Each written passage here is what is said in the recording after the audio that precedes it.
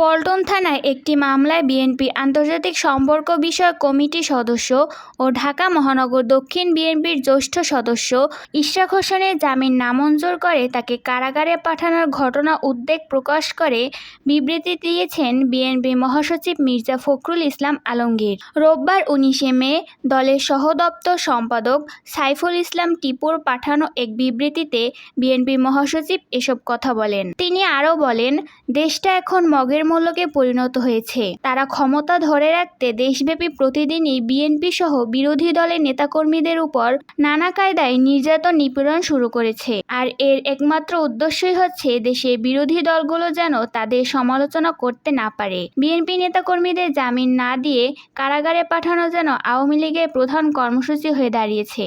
ইশরাক হোসেনের জামিন নামঞ্জুর করে তাকে কারাগারে পাঠানো সেই কর্মসূচিই নিরবচ্ছিন্ন অংশ।